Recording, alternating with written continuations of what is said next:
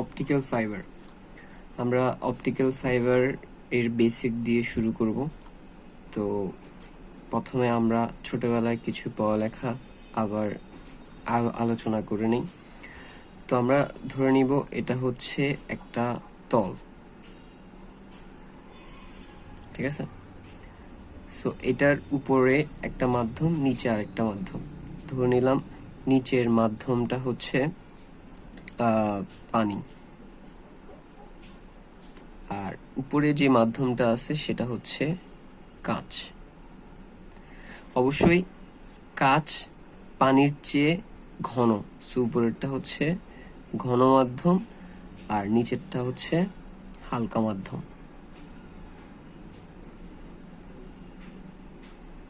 ঠিক আছে। তো আমরা কি করলাম, এই যে কাঁচ মাধ্যম যেটা আছে মানে যেটা ঘন, সেটা থেকে এই তলে, যেটাকে আমরা বিভেদ তল বলি, সেটাতে একটা আলোক রশ্মি ফেললাম, ঠিক আছে। এই আলোক রশ্মিটা এই বিন্দুতে ফেললাম। তো আমরা নর্মালি যেটা জানি যে যেই বিন্দুতে আলোক রশ্মি পড়ে ওই বিন্দুতে যদি একটা লম্ব কল্পনা করি, তাহলে সেই লম্বটাকে আমরা কি বলি, অভিলম্ব। তার মানে এটা হচ্ছে অভিলম্ব, কারণ এটার এই বিন্দুতে ওই আলোক রশ্মিটা এসে পড়ছে, ঠিক আছে। তাহলে আমরা কি করলাম, তলে ঘন মাধ্যম বা কাঁচ মাধ্যম থেকে আলোক রশ্মি ফেললাম। তো অবশ্যই আলোর প্রতিসরণের নিয়ম অনুযায়ী সেটা হালকা মাধ্যম বা অপর মাধ্যমে চলে যাবে। তবে এক্ষেত্রে কথা হচ্ছে, এই যে আলোক রশ্মিটা সেটা কি সোজা যাবে? না, আমরা দুটো সূত্র জানি, তো ওটাকে আমি এখানে লিখলাম। একটা হচ্ছে হালকা মাধ্যমে আলোক রশ্মি অভিলম্ব থেকে দূরে সরে যাবে, আর ঘন মাধ্যমে অভিলম্বের কাছে চলে আসবে। তো এখানে কি হচ্ছে, আলোক রশ্মি এই যে ঘন মাধ্যম সেটা থেকে হালকা মাধ্যমে যাচ্ছে। তো আমরা পড়লাম যে হালকা মাধ্যমের ক্ষেত্রে আলোক রশ্মি অভিলম্ব থেকে দূরে সরে যাবে। দ্যাট মিনস যখন ঘন মাধ্যম থেকে আলোক রশ্মি হালকা মাধ্যমে আসবে তখন সে এভাবে সোজা আসবে না,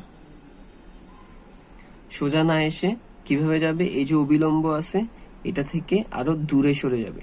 তো আমরা ধরে নিলাম সে এভাবে করে যাবে, তাই না? ওকে, ফাইন। তারপরে আমরা কি করলাম, আরেকটা আলোক রশ্মি এভাবে করে ফেললাম, ঠিক আছে। তাহলে সেটা কি সোজা আসবে? না, সেটাও এই অভিলম্বটা থেকে দূরে সরে যাবে, ঠিক আছে। তাহলে এই রশ্মিটাও সোজা না এসে কি করলো, অভিলম্ব থেকে দূরে বেঁকে গেছে, ঠিক আছে। কারণ কি, সেটা ঘন মাধ্যম থেকে হালকা মাধ্যমে আসছে, হালকা মাধ্যমে অভিলম্ব থেকে দূরে সরে যায়, যেমনটা আমরা এখানে দেখলাম। এই যে অভিলম্ব থেকে দূরে সরে যায় কোথায়, হালকা মাধ্যমে, ঠিক আছে। ওকে, তাহলে এইবার কি হবে যদি এমন হয়, ধরলাম আমরা প্রথমে যখন এই জায়গায় রাখলাম তখন এটার পরিমাণ ছিল 15 ডিগ্রি, ঠিক আছে। তারপরে এই যে কোণটা, এটার পরিমাণ ধরলাম, এই কোণটার পরিমাণ ধরলাম 25 ডিগ্রি, ঠিক আছে। তো এবার আমরা আলোক রশ্মিটাকে, এই রশ্মিটা আছে যেটার এই যে এখানে আপতন কোণের মান ছিল 25 ডিগ্রি, আমরা কি করলাম, সেটাকে এমন একটা পরিমাণে বাড়াই আপতন করলাম, রশ্মিটাকে ফেললাম যে আলোক রশ্মিটা অবশ্যই এবার আগের এটাতে যদি এটা দিয়ে আসে তাহলে এখন আরো বড় কোণের জন্য এটা দূরে সরে যাবে। তো আমরা করলাম কি, এমন একটা অ্যাঙ্গেলে ফেললাম যে আলোক রশ্মিটা এই যে বিভেদ তল আছে সে বিভেদ তল দিয়ে চলে যাচ্ছে।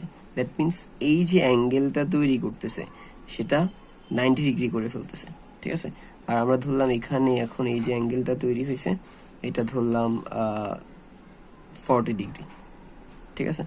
তাহলে কি হইলো, আমি 40 ডিগ্রিতে ফেলার কারণে আলোক রশ্মি আর ওই মাধ্যমে আসলো না, মানে পানি মাধ্যমে আসলো না, সে বিভেদ তল বরাবর 90 ডিগ্রি অ্যাঙ্গেল করে চলে গেল, মানে না ঘন মাধ্যমে গেল না হালকা মাধ্যমে গেল, কোনো মাধ্যমে যায়নি, সে বিভেদ তল বরাবর চলে গেছে। তো আমরা কি জানি, এরকম ক্ষেত্রে যেই কোণে আলোক রশ্মিকে ফেললে সে 90 ডিগ্রি অ্যাঙ্গেলে প্রতিসরিত হবে। ঠিক আছে, এখানে প্রতিসরণ কোণের মান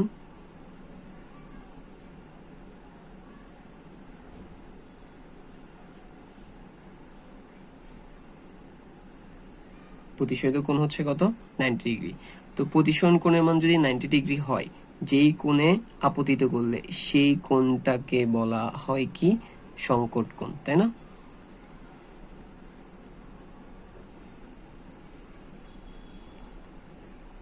অথবা ইংলিশে এটাকে আমরা বলি নর্মাল।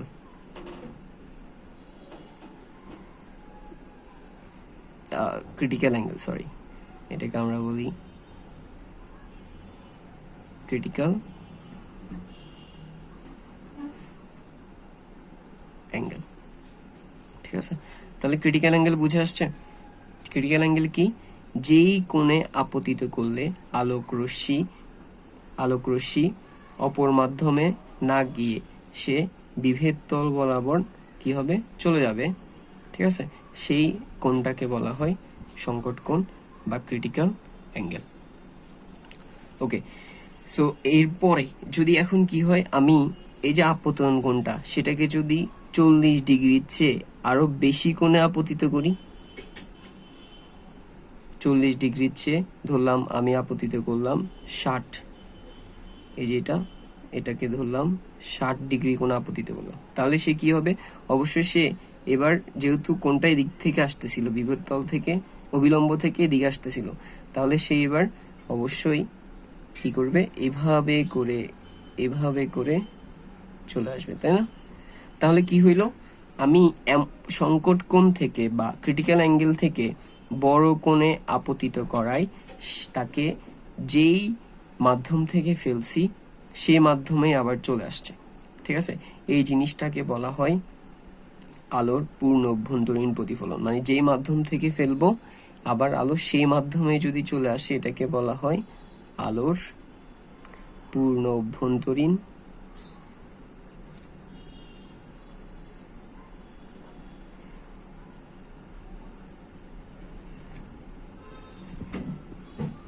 প্রতিফলন। ঠিক আছে, ওকে, এটা তাহলে বুঝে আসছে। ওকে, সো এই যে ঘটনাটা, আমি যে মাধ্যম থেকে ফেললাম আবার সেই মাধ্যমে আলো চলে আসছে। ঠিক আছে, এটার জন্য কিন্তু একটা জিনিস আমাকে একটা না, দুইটা জিনিস অবশ্যই মেনটেন করতে হবে। একটা হচ্ছে আমরা এই যে এখানে আলোকে ঘন মাধ্যম থেকে হালকা মাধ্যমে ফেলছি, সো এটা হচ্ছে নাম্বার 1, আলো ঘন মাধ্যম থেকে কোথায় যাবে, হালকা মাধ্যমে যাইতে হবে, উল্টা হলে কিন্তু এই ঘটনাটা হবে না।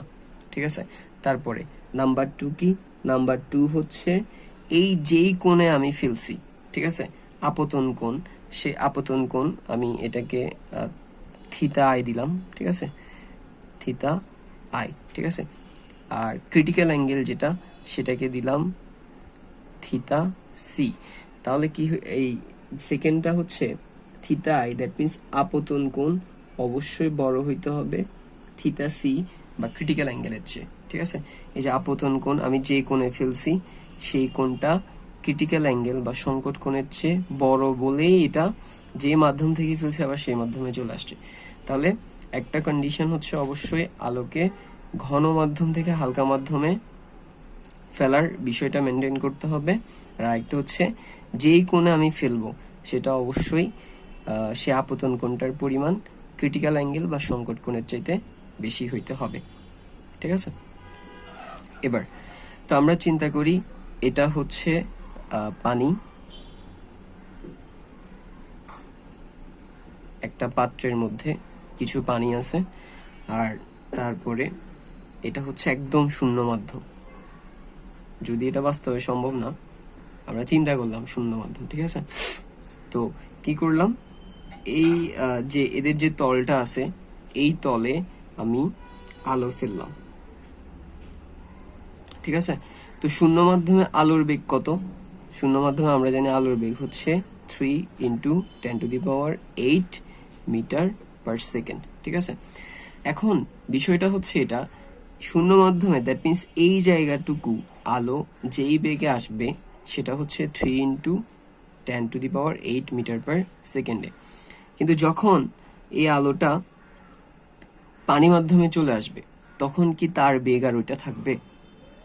অবশ্যই না। কারণ কি, পানি মাধ্যমে পানির যে কণাগুলো আছে সেটা আলোকে বাধা দিবে, যার ফলে আলোর বেগটা কমে যাবে। আচ্ছা যাক, এটা শূন্য মাধ্যম আর এটা পানি মাধ্যম যেহেতু ঘন, তাহলে এটাতে কি হবে, এটা একটু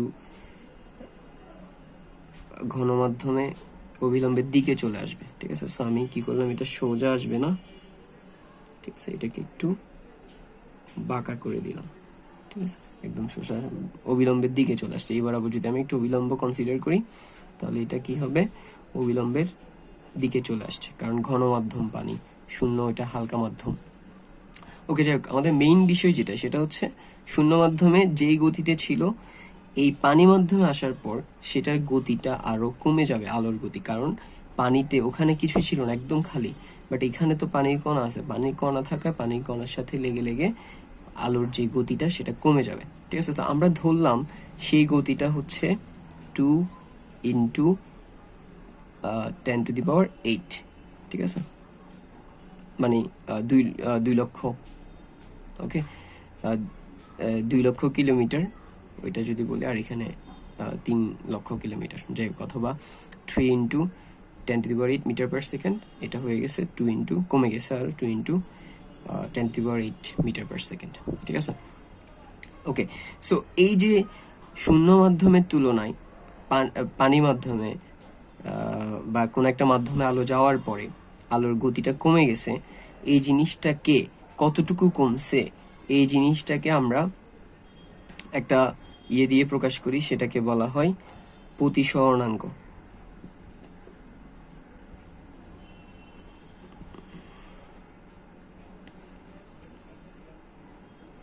এটাকে আমরা প্রতিসরণাঙ্ক দিয়ে প্রকাশ করি, যেটাকে আমরা প্রকাশ করব মিউ দিয়ে, ঠিক আছে। আর মিউ ইকুয়াল হচ্ছে c/v, ঠিক আছে।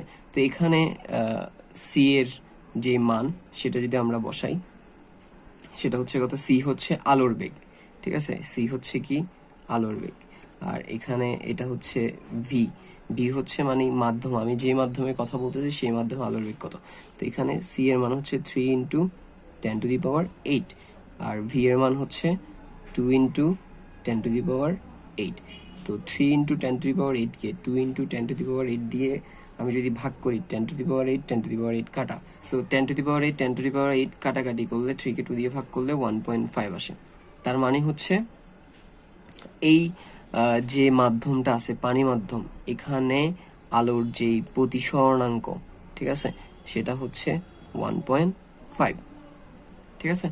তো তাহলে আমরা কি বুঝলাম, প্রতিসরণাঙ্ক বুঝলাম। প্রতিসরণাঙ্ক কি, একটা মাধ্যমে আলো যাওয়ার পর শূন্য মাধ্যমের তুলনায় আলোর বেগটা কি পরিমাণে কমে গেছে, সেটাই হচ্ছে প্রতিসরণাঙ্ক।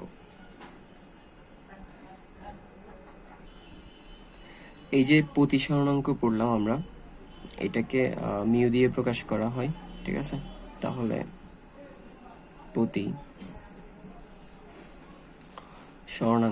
আর ইংরেজিতে এটাকে বলা হয় রিফ্রেক্টিভ ইন্ডেক্স,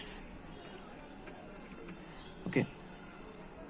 যাই হোক, তার মানে আমরা কি বের করলাম, যে প্রত্যেকটা মাধ্যমের একটা প্রতিসরণাঙ্ক থাকে বা রিফ্রেক্টিভ ইন্ডেক্স থাকে। এটা দিয়ে কি বুঝায়, এটা দিয়ে এটাই বুঝায় যে ওই মাধ্যমে আলো যাওয়ার সময় শূন্য মাধ্যমের তুলনায় আলোর বেগটা কতটুকু কমে গেছে, ঠিক আছে। ওকে, সো তাহলে সিমিলারলি আমরা ধরতে পারি এখানে যে কাঁচ মাধ্যম ছিল সেটারও একটা রিফ্রেক্টিভ ইন্ডেক্স ছিল, আমরা ধরে নিলাম সেটা হচ্ছে μ1, ঠিক আছে। একটা জিনিস মনে রাখতে হবে, এই যে এটা সিম্বলটা, এটার নাম হচ্ছে মিউ, ঠিক আছে, দ্যাট মিনস মিউ দিয়ে প্রকাশ করা হয়। μ1 আমরা এটার রিফ্রেক্টিভ ইন্ডেক্স ধরে নিলাম, আর এখানে যেটা হালকা মাধ্যম ছিল সেটা রিফ্রেক্টিভ ইন্ডেক্স ধরে নিলাম আমরা μ2। ওকে, সো এবার আমরা অপটিক্যাল ফাইবারের বিষয়টা ক্লিয়ারলি যদি আলোচনা করি, এটা দেখতে একটা অপটিক্যাল ফাইবারের মতো আমি কিছুটা আঁকার চেষ্টা করলাম। তো অপটিক্যাল ফাইবারের জেনারেলি 3টা পার্ট থাকে। একটা হচ্ছে একদম ভেতরের অংশটা, কাচের যে ভেতরের অংশটা, সেটা যেটার নাম হচ্ছে কোর। আর এই কোর কি দিয়ে বানাই? কাঁচ বা প্লাস্টিক দিয়ে এটাকে নর্মালি বানাই, কাঁচ বা প্লাস্টিক।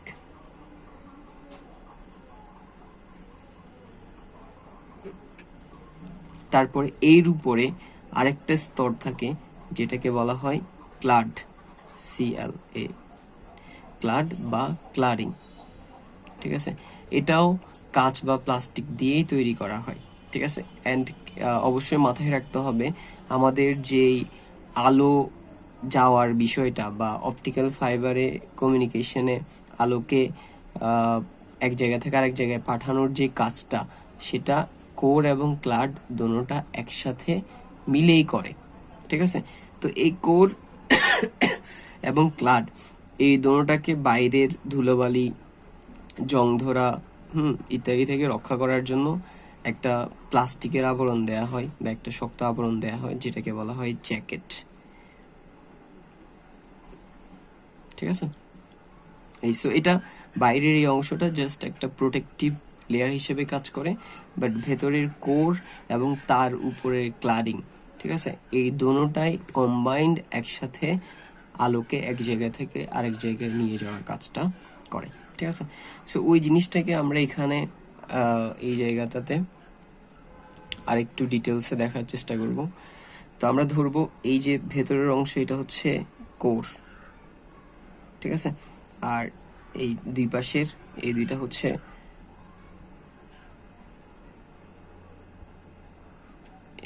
এই অংশটা, আর এই অংশটা এটা হচ্ছে ক্লাড। ঠিক আছে, তো আমরা আলো তো মূলত এটা দিয়েই যাবে। ঠিক আছে, আলো যেই বিষয়টা ফলো করে যাবে সেটা হচ্ছে পূর্ণ অভ্যন্তরীণ প্রতিফলন। তার মানে হচ্ছে কোরের যদি আমরা আলো ফেলি, আমরা যদি এভাবে টাগ অ্যাক্সিস দিই, ঠিক আছে, আমরা যদি এভাবে করে আলো ফেলি, তাহলে সেই আলোটা আবার রিফ্লেক্ট হয়ে এভাবে চলে আসবে।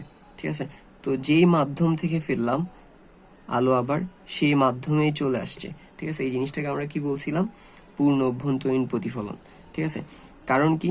কারণ হচ্ছে এই যে কোর অংশটা, এটাকে আমরা চিন্তা করব, অবশ্যই আমরা উপরে চিন্তা করছি, বিষয়টা ডিসকাস করছিলাম যে অবশ্যই ঘন মাধ্যম থেকে আলোকে কোথায় যাইতে হবে? হালকা মাধ্যমে যাইতে হবে। তো এখানে এটা হচ্ছে কোরটা হচ্ছে ঘন মাধ্যম, আর ক্লাডটা হচ্ছে সেই হালকা মাধ্যমের কাজটা করবে। ঠিক আছে, তো তাহলে স্বাভাবিকভাবেই আমরা এতক্ষণ যা আলোচনা করলাম সেই হিসেবে আমি যখন ঘন মাধ্যম থেকে আলোকে ফেলবো, তখন সেটা পূর্ণ অভ্যন্তরীণ প্রতিফলন হয়ে আবার ঘন মাধ্যমে চলে আসবে। তবে এখানে একটা সত্য আমরা অ্যাড করে দিছিলাম, সেটা ছিল কি, যে যেই আপতন কোণটা, সেটা যে ইয়াটা ক্রিটিক্যাল অ্যাঙ্গেল বা সংকট কোণ, সেটার চাইতে বড় হইতে হবে। ঠিক আছে, তাহলে এই যেই কোণে আমি রশ্মিটা ফেলছি, ঠিক আছে, এটা অবিলম্বের সাথে, এই যে আমি মাত্র যেটা দিলাম এটাকে আমরা অবিলম্ব চিন্তা করলাম, অবিলম্বের সাথে যেই কোণে আপতিত হবে সেটা অবশ্যই আমি এটাকে আপতন কোণ থিতায় দিলাম। ঠিক আছে, এই থিতা আই কোণটা অবশ্যই বড় হইতে হবে থিটা সি। দ্যাট মিনস সংকট কোণের চাইতে বড় কোণে আপতিত করলে সেটা আবার এই মাধ্যমে চলে আসবে, ওই ক্লাডিং এর অংশটাতে যাবে না। ঠিক আছে, এভাবে করে আবার যদি এভাবে করে পড়ে যায়, সো ওখানে ওইটা একটা আপতিত রশ্মি হিসেবে কাজ করবে, আবার সেম সে এভাবে করে পূর্ণ অভ্যন্তরীণ প্রতিফলিত হয়ে চলে আসবে। ঠিক আছে, সো এইটাই হচ্ছে মেইন বিষয়, যে আমি যদি ফাইবারের মধ্যে ক্রিটিক্যাল অ্যাঙ্গেলের চাইতে বড় কোণে বা সংকট কোণের চাইতে বড় কোণে রশ্মিকে আপতিত করি, তাহলে সে ক্লাডিংয়ে না গিয়ে সে আবার কোরেই ফিরে চলে আসবে। এভাবে করে বারবার হতেই থাকবে, এভাবে হয়ে হয়ে এটা এই যে লাইট ওয়েভটা সেটা সামনের দিকে অ্যাডভান্স হবে। ঠিক আছে, তাহলে এখানে আমরা যতটুকু জানলাম সেটার বেসে অপটিক্যাল ফাইবারে দুইটা গোল্ডেন রুল অ্যাপ্লাই করা হয়। ঠিক আছে, এই দুইটা রুল মাস্ট। ঠিক আছে, একটা হচ্ছে কি, যেটা আমরা অলরেডি জেনে ফেলছি, যে যেই কোণে আমি আপতিত করব, যেই কোণে আমি আপতিত করব থিতা আই, সেটা অবশ্যই সংকট কোণের চাইতে বড় হইতে হবে। ঠিক আছে, এটা একটা গেল। তারপর দ্বিতীয়টা হচ্ছে যেহেতু কোরকে আমরা ঘন হিসেবে চিন্তা করছি আর ক্লাডকে আমরা হালকা হিসেবে চিন্তা করছি, তো আমরা আগেই ডিসকাস করছিলাম যে প্রত্যেকটা মাধ্যমের একটা রিফ্র্যাক্টিভ ইন্ডেক্স থাকে বা প্রতিসরণাঙ্ক থাকে। তো কোরের ক্ষেত্রে সেটা আমরা ধরলাম μ1, এবং সবসময় এটাই আমরা চিন্তা করব। ক্লাডিং এর ক্ষেত্রে ধরলাম μ2। ঠিক আছে, যেহেতু তো বিষয়টা হচ্ছে এমন, যেই মাধ্যম যত বেশি ঘন তার রিফ্র্যাক্টিভ ইন্ডেক্সের মান তত বেশি হবে। সো এইখানে যেহেতু কোরটা ঘন, তাহলে এই পূর্ণ অভ্যন্তরীণের বিষয়টা ঘটার জন্য কোরের যে রিফ্র্যাক্টিভ ইন্ডেক্স সেটা বেশি হইতে হবে ক্লাডিং এর রিফ্র্যাক্টিভ ইন্ডেক্সের চেয়ে। ঠিক আছে, সো এই দুইটা গোল্ডেন রুল আমাদেরকে মাথায় রাখতে হবে অপটিক্যাল ফাইবারের ক্ষেত্রে। সো একটা হচ্ছে, যেই কোণে আপতিত করব সেটা অবশ্যই সংকট কোণের চাইতে বড় হইতে হবে।